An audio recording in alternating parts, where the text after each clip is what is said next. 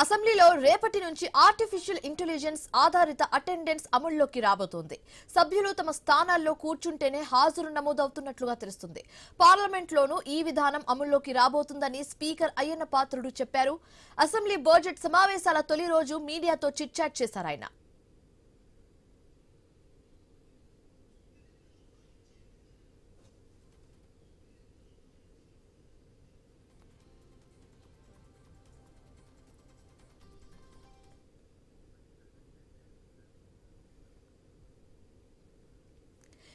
అసెంబ్లీలో రేపటి నుంచి ఆర్టిఫిషియల్ ఇంటెలిజెన్స్ ఆధారిత అటెండెన్స్ అమల్లోకి రాబోతుంది.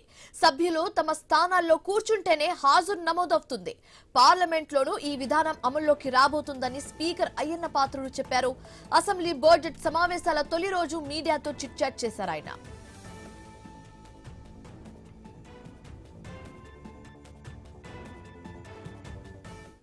ఏప్రిల్ నెలాఖరుకు ఎమ్మెల్యే ఎమ్మెల్సీ క్వార్టర్స్ పూర్తవుతాయని తెలిపారు. 2028 డిసెంబర్కు కొత్త అసెంబ్లీ భవనం అందుబాటులోకి వస్తుందని చెప్పారు. దేశంలోనే అత్యద్భుతమైన ప్లాన్ గా సభాపతి చెప్పారు.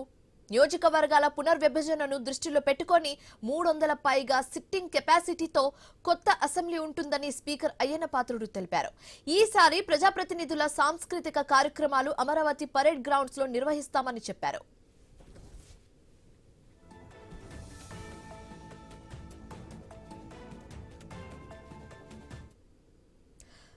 అసెంబ్లీలో రేపటి నుంచి ఆర్టిఫిషియల్ ఇంటెలిజెన్స్ ఆధారిత అటెండెన్స్ అమల్లోకి రాబోతుంది. సభ్యులు తమ స్థానాల్లో కూర్చుంటేనే హాజరు నమోదవుతుంది.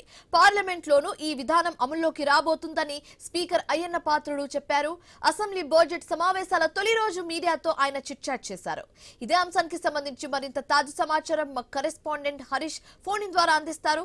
హరీష్, ఏఈ ఆధారిత అటెండెన్స్ కి సంబంధించి ప్రత్యేకంగా శాసనసభ ఉభయ సభల్లో కూడా ప్రత్యేకంగా దీనిపైన డిస్కషన్ జరిగింది. సభ్యులు కూడా ఈ అంశం పైన చర్చ జరిగినటువంటి సిచ్యువేషన్ ఉంది. ఎందుకంటే ఇప్పటికే కొంతమంది సభ్యులు అటెండెన్స్ కి సంబంధించినటువంటి వ్యవహారం, ప్రజా సమస్యలపైన చర్చించేటువంటి అంశంలో ప్రజాస్వామ్యబద్ధంగా జరగాల్సినటువంటి సభలకు సంబంధించినటువంటి వ్యవహారంలో సభ్యులు అనుసరించాల్సినటువంటి వ్యూహాలకు సంబంధించినటువంటి అంశాలు, అదేవిధంగా సభ్యుల అటెండెన్స్ కి సంబంధించి పూర్తిగా పారదర్శకత ఉండాలనేటువంటి ఒక అభిప్రాయం వ్యక్తమైనటువంటి సిచ్యువేషన్. సో ఇప్పుడు అందులో భాగంగానే ఏఐ ఆధారిత అటెండెన్స్ అంటే పూర్తిగా సభ్యుడు వచ్చి హాజరైనట్టుగా పూర్తిగా ఏఐ ఆధారితంగా ఉంటుంది. ఈ ఆధారిత అటెండెన్స్ ద్వారానే సభ్యుడికి సంబంధించినటువంటి గుర్తింపు ఉండే విధంగా సభల్లో ప్రత్యేకమైనటువంటి నిబంధన అమల్లోకి తీసుకురాబోతుంది. దీనివల్ల ఇప్పటికే కొంతమంది సభ్యులు సభకు వచ్చి అటెండెన్స్ వేసి వెళ్ళిపోతున్నారు, ఫైల్లో సంతకం చేసి వెళ్ళిపోతున్నారు అనేటువంటి ఒక అభియోగం కూడా ఉన్నటువంటి సిచ్యువేషన్ ఉంది. అదేవిధంగా